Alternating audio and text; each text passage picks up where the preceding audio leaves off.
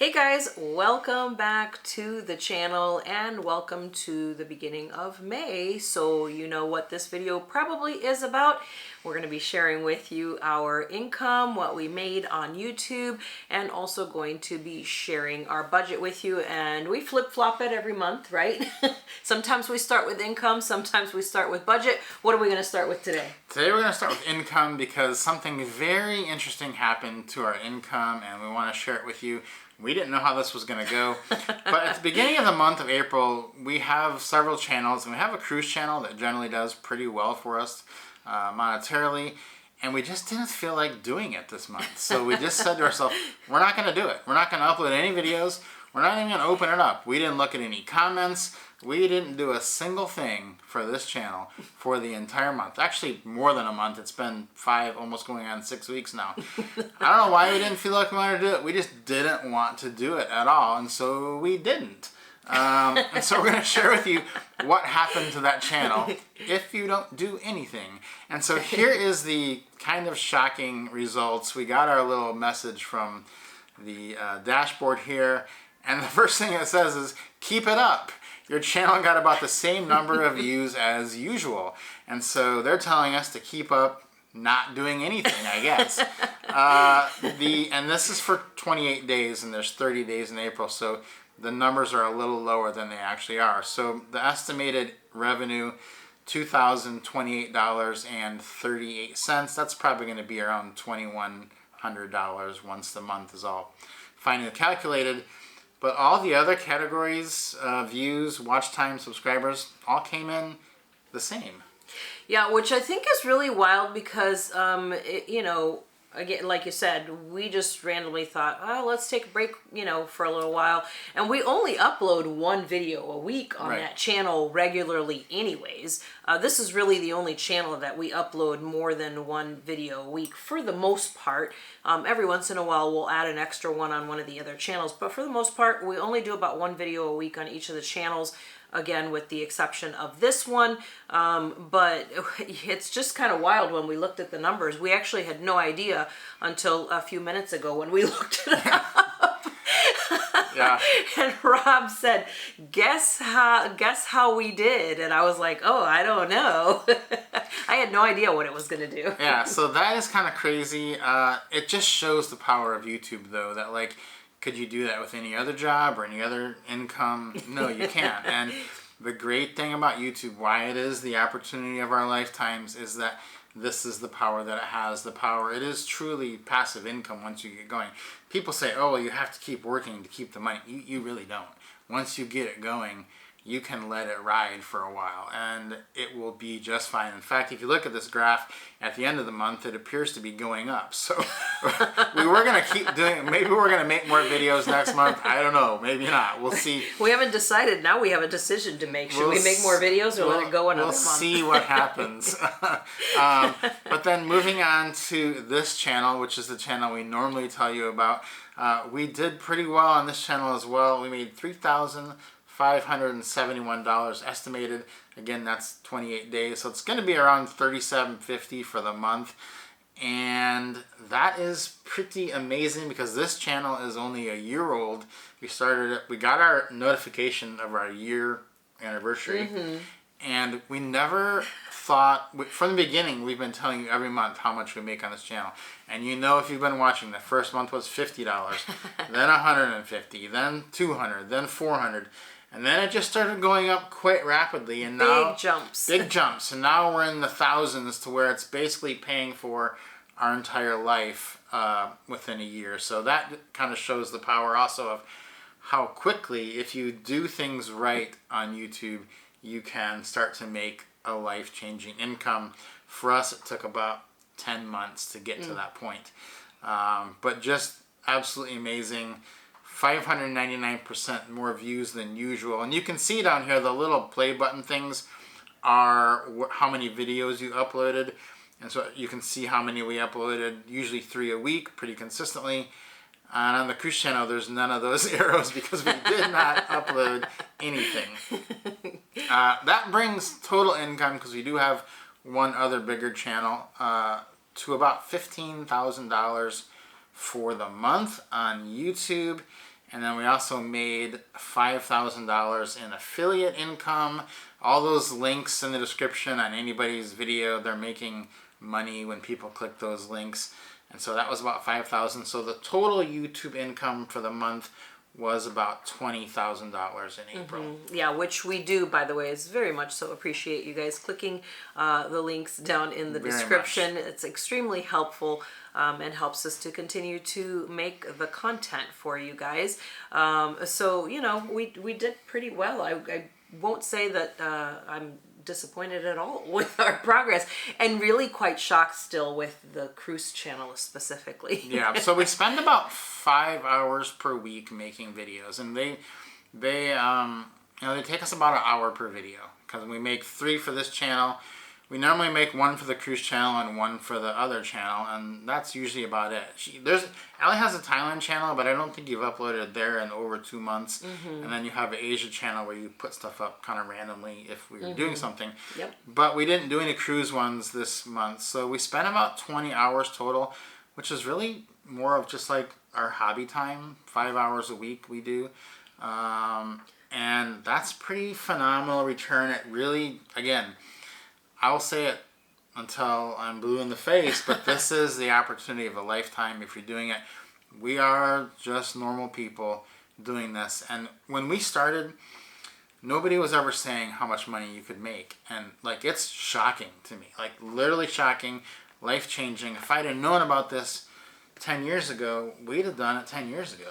Yeah, and just the fact that it isn't just for 20 and 30-year-olds. We're 50 and 51, and there's people even older than us doing YouTube, and we just have found it so encouraging and such an encouraging community as well, especially in our age range. It's just a really great thing to be a part of, and honestly, there's just the setup for it. YouTube just sets this up. I mean, they literally tee this up for you. They bring you your views. They put the advertising in for you. You don't have to do anything but make the videos. It's kind of a no-brainer, really. Yeah. So if this is something you've thought about doing, and you should think about doing it, we do have a course that we put together that helps people get over the initial stages, which is where most people fail. 99% of people fail because they pick the wrong subject matter, or they do a few things wrong in their setup that just makes it impossible for them to succeed. Once you get past that, though, and you know those things, you can basically make channels that'll be monetized channel after channel. We now have 5 channels that are monetized, I think. Yep, we have the 2 hobby ones you mentioned earlier, which is my Travel Thailand with Allie and my Travel Asia with Allie, which I made those channels. Those are mine just because I do extra things on the side without Rob. They involve mostly my side adventures that I do because I like to do way more stuff. So I just kind of go, and I just enjoy doing things sometimes on my own.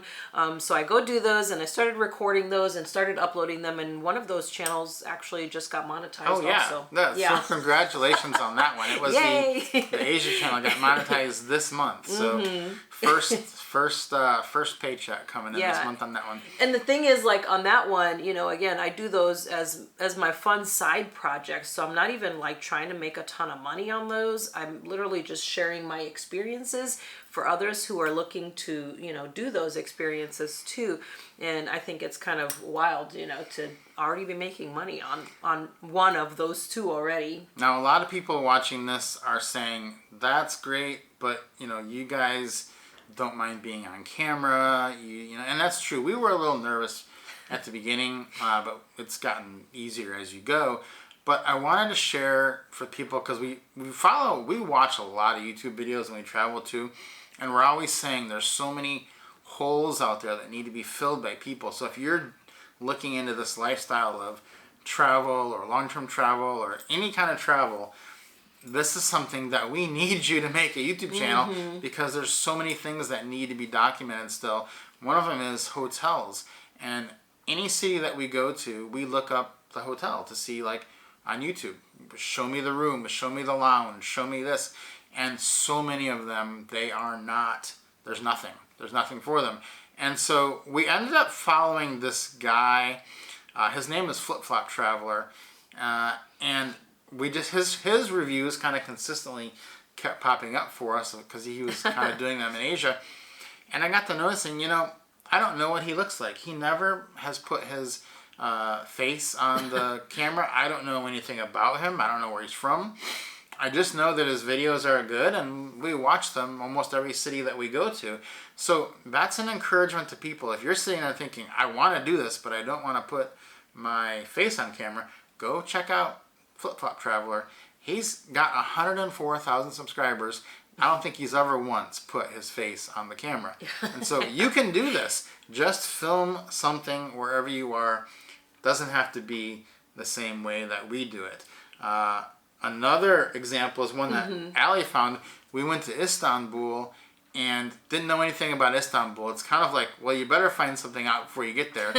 So we started researching, and there was a girl there who lives in Istanbul and just tapes helpful tips about her own city. Yeah, it's super cool. I was trying to figure out, there's so many things to do in Istanbul, and, it's in 2 continents, and we were there for a short amount of time, and I wanted to get the most out of that time, and I ran into her channel, Berry Istanbul, and she is in one location. She moved to Istanbul. She's actually Mexican, moved to Istanbul, married a Turkish man, and she lives there. And so she's just in one location. So even if you're not traveling around to a bunch of places, there's still a lot that can be done. And actually, she's grown so much. She has 120,000 on her first channel, which was the Berry Istanbul. But she also started doing.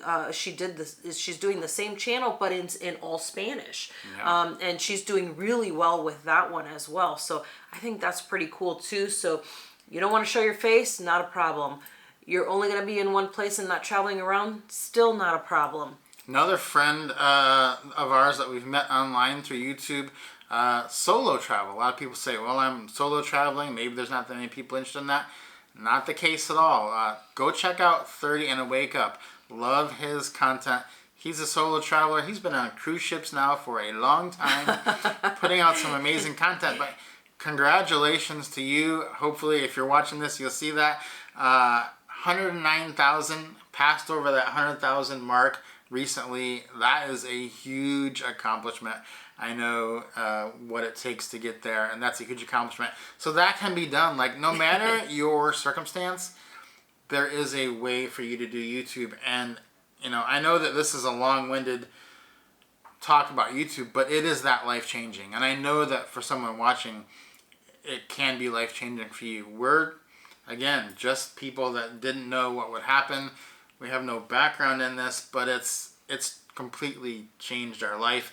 We didn't think this would happen when we went on the road, retirement road, but now it's completely changed the course of our retirement. Yeah, and I think a lot of times people get, start thinking like, oh, well, does it have to be because I'm doing travel? It doesn't even have to be travel related or retirement related.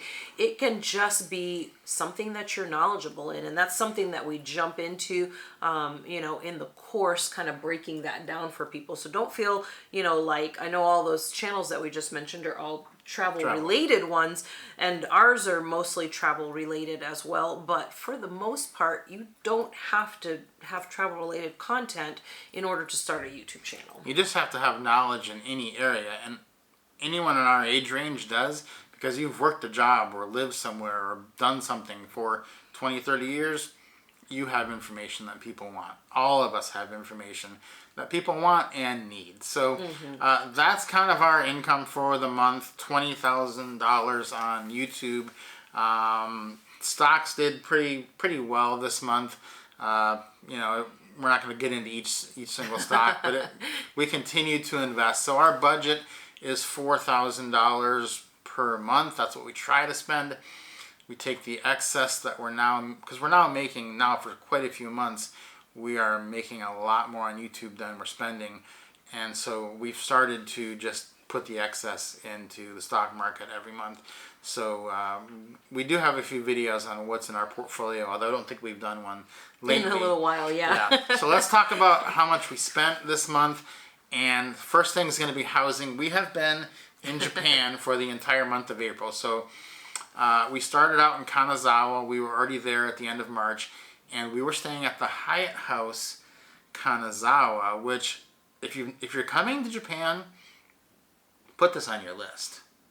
Absolutely. Kanazawa was such a surprise. It was so pleasant. We actually were sad to leave there because we loved it so much. I actually did a video of the two different types of rooms and why we stayed in two different types of rooms at this hotel over on my Travel Asia with Ali channel, so you can go check those out. We stayed in two different kinds of rooms there, but most of our stay was in a room with a kitchen. Yeah, and that was amazing for Japan. This is the biggest hotel room we've ever seen in Japan.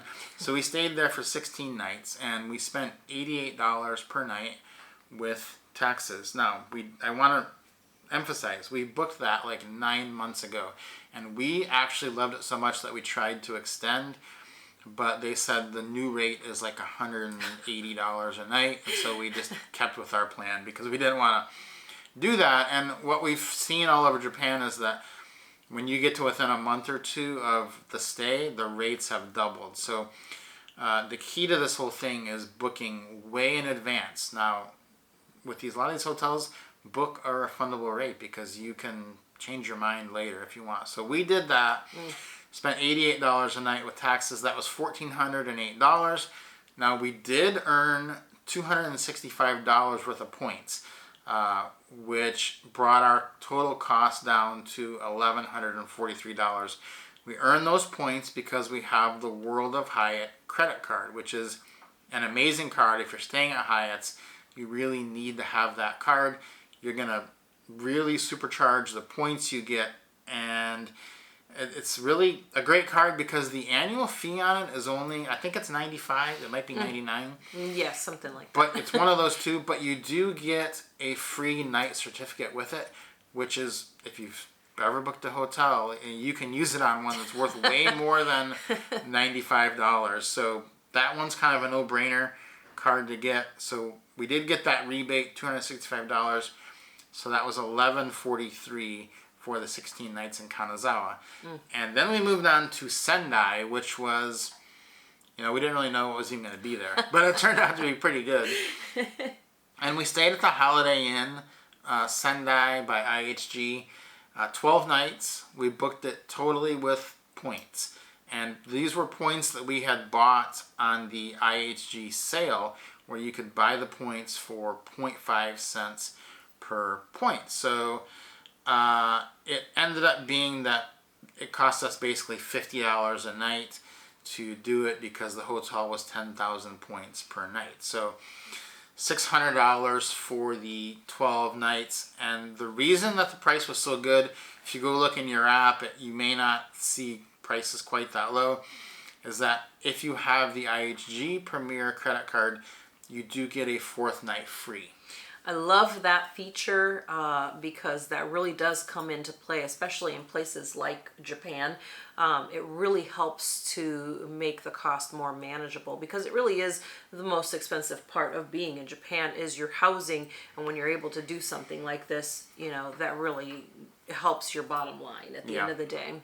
Yeah, and so you do earn kind of rewards as you go along. Every 10 nights you stay in a hotel. So we did earn some free food certificates. So we've got $120 in free food. We didn't really deduct that from the price of the hotel though, because I'm not really sure how to really value that. But then from there we moved into Yokohama, which is where we are now. We're here for 4 nights, but only 2 of them will be in April. It's actually May 1st today, so we're doing this video. We have 2 more nights. We've been here to $75 a night, which is a great deal because we're at the Intercontinental Yokohama, and if you remember, we did do the 40 nights at an IHG in Vietnam, and that got us our club lounge access, so we are using that access here at the Intercontinental. And so for $75 a night, we're getting our room and basically all of our meals. Which is really, really awesome. It's nice mix too of the hotels that we've done in the month of April. We had a kitchen, and now we have lounge access. We also did one hotel where we didn't have there was no lounge, so we just did meals. So we've done all different types of things throughout the month, which has definitely helped our budget. Yeah, and Intercontinental lounges, like this one's pretty cool. It has a pizza oven. They make like pizzas all night. It's so good too. So yeah, free pizza all day, or all night. So the grand total for the housing came out to $1,893. That is basically what we expected it to be. Now we're gonna move on to transportation. We didn't fly at all this month, and we do add. People always ask in the comments if flights are included in these budgets. They are. But if we didn't fly that month, then there was no flight. Then there's zero. So flight would only be, we've been in Japan now for a little while. So we didn't take any cruises, obviously. We didn't even, upload any cruise videos. And that was another thing I never mentioned was with that cruise channel making that much money, we haven't been on a cruise in like 10 months. And we're not going to be on one for another 4 or 5, so it will have been over a year since we've been on a cruise. But that, if you take a cruise at all, that is a great thing to do. YouTube channel on. A local rideshare was a 0 train. Now this is interesting. We projected the train because we had to get from Kanazawa to Sendai, and then from Sendai down here to Yokohama. So it's 2 trains, and one of them was really 2. So there was a switch, so there was three bullet trains basically, and we kind of figured it'd be $400, but we got to the booth and we ended up paying more. Yes, so we ended up paying more because we were offered a different class of service that we haven't used before, which was Grand Class, and we were like, Grand Class? That sounds nice. So we decided, we made a quick decision to go ahead and try that out because we do have a YouTube channel that we do a lot of our train travel on, and this was going to be a new experience. So we thought, well, it will definitely be worth it to go ahead and try the new class so we can do a YouTube video on it and upload it to the channel, and it'll pay for itself and then some. Yeah, so that's kind of the great thing is that when you see, if you do have a travel YouTube channel, is when you see like travel opportunities that are like, I don't know if I want to spend the money on that. It's a little more than I want it to be. But then it seems like something that's pretty cool. You're like, well, I could film it and put it on YouTube and probably earn back all the money. And so that is probably what will happen with that. And so we tend to do things that we normally wouldn't do. We're still putting it in the budget here, but that overture is going to come back because we're going to make a YouTube video about it. So that's why we did decide to go over the budget there. Let's see. The next one is bag shipping. And that's not a category that we've ever had before. So explain bag shipping. So the trains here have limited places where you can put big bags, like your checked bag size. Those bags do not go in the overhead bins, and there's not a lot of places to store them. And each train car only has basically 8 seats, so 2, 2, 2, where you can store your bags either behind or in front of you. So it's very limited on how many are available on each train. And so and the other thing is in Japan, you will find that there's a lot of times when you have to actually carry your bags up a pretty high set of stairs or down because there's no elevator or escalator available. So a great service that they offer here to offset that is baggage shipping, and for a really good price they will ship it to you from the hotel you're at to the next hotel that you're going to. Absolutely amazing. We've tried it now a couple of times. We drop it off the night before, they send it off, and then when you get to your next hotel, and you're checking in, they already have your name. So they say, we've got your bags here, and they pull those out. I'm doing a whole video about this on my Travel Asia with Ali channel. So if you're coming to Japan and you want to know how the whole process works, I'll have the whole video for you on that. But I also have my our Apple AirTags inside our bags so I could track them and know that they were going to the right place. But it's been really great so far. All right, so the next category is the Metro, and we really only ride that in Tokyo, so we didn't do anything with that. Oh, and the price on the bags, I don't know if we said it, but we spent $62 on that. So that was $62 we never planned on spending because we had never heard of bag shipping. So we just made a decision in the hotel one day. Yep, let's ship the bags. So moving on to food, we did buy a lot of groceries because we had that kitchen in Kanazawa. And we were out walking around one day and we found a Japanese butcher shop, and that turned out to be one of our best places. Why is that? Because we love Wagyu.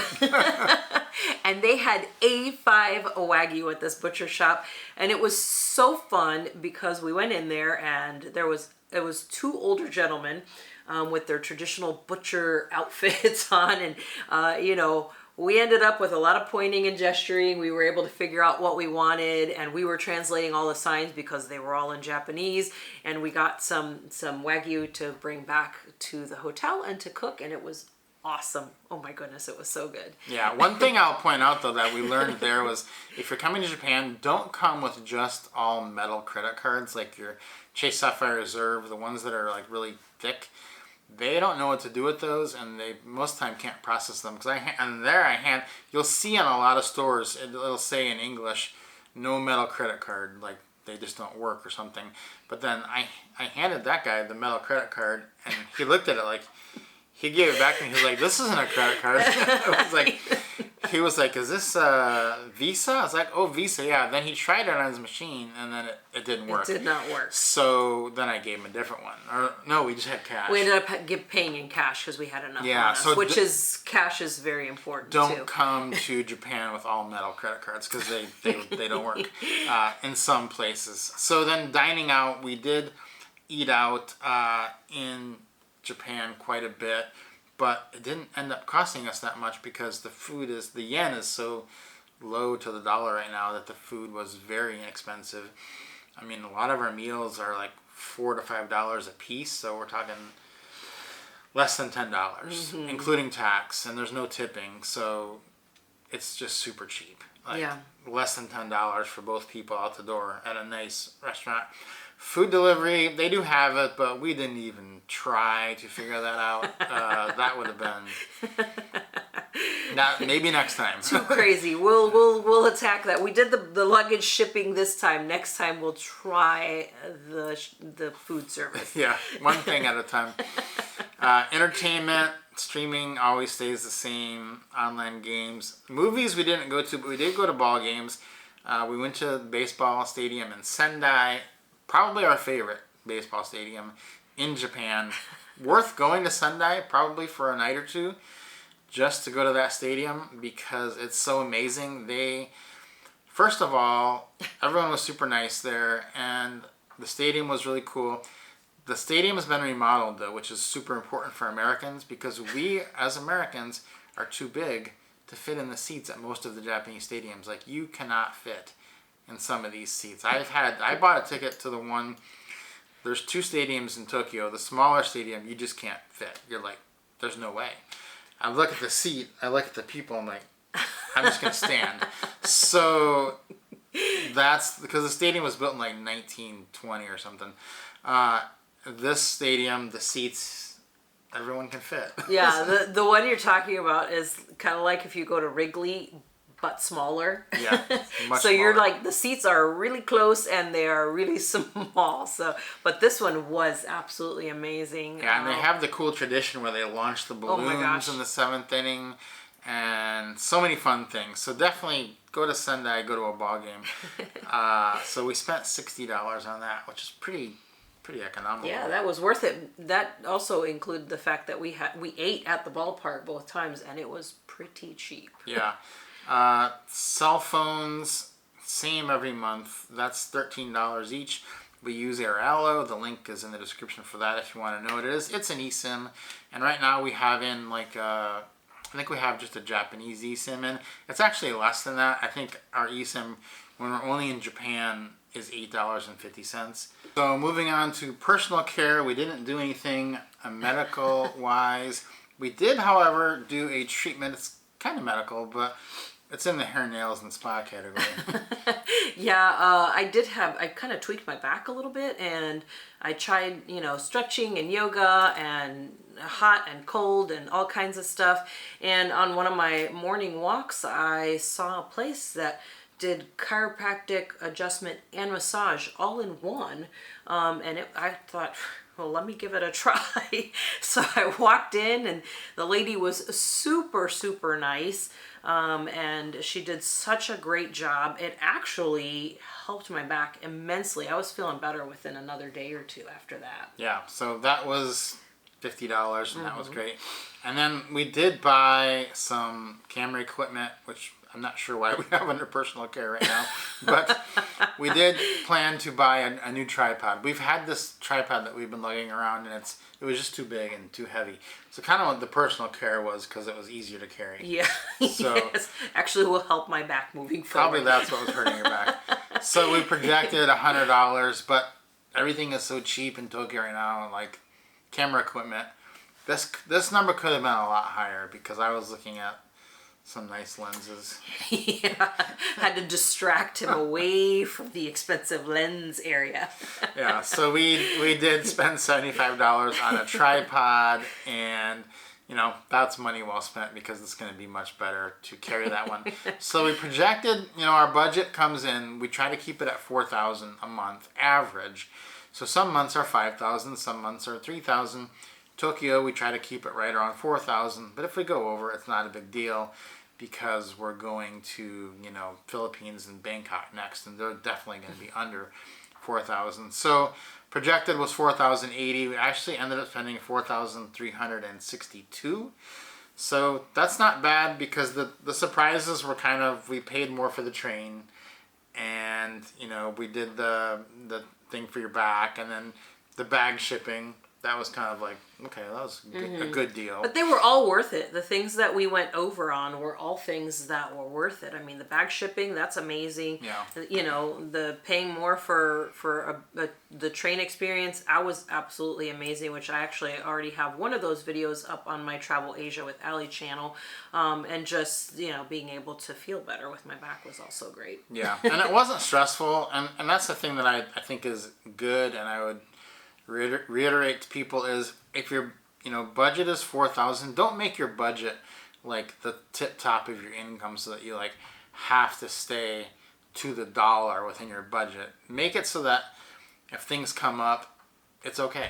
And that's kind of how we have it right now. Obviously, we shared our income. We made a lot of money this month, and we still just try to keep it at the same budget we set out 5 years ago, because that's just how we're used to living, and I don't know that we would live any other way, and it just seems foolish to try to change now. So we just take that extra money and invest it and pretend like it's not there. But when things come up for $150 to $200, we don't get stressed when the budget goes from $4,000 to $4,300 in a month. Yeah, definitely. It just makes life a lot easier. And, like you said, we've always lived in this fashion. So never, butting up to what our income is. Just we set our budget and we live at that. And it doesn't matter what's coming in. We're still trying to stick to that, because it's just the smartest thing to do. And we've just, it's really easy, because that's just what we're used to doing in our lives, and it makes the most sense. So we'll see how we do this month, May. We are in Yokohama. Next up is Tokyo. That's the big challenge. We're going to see how we fare in Tokyo. There's a lot of camera stores. There's a lot of good restaurants. There's a lot of landmines we could hit in Tokyo. There's a lot of fun things to do in Tokyo. We'll see. We'll see what happens next month. I don't think we're coming in under 4,000. I think we'll be under 5, but we'll see. Hopefully this was helpful to you guys. If you have questions for us, leave those down in the comments. Hopefully you're subscribed to the channel. If not, we'd love it if you consider that. Give us a like on this video, and we'll see you next time.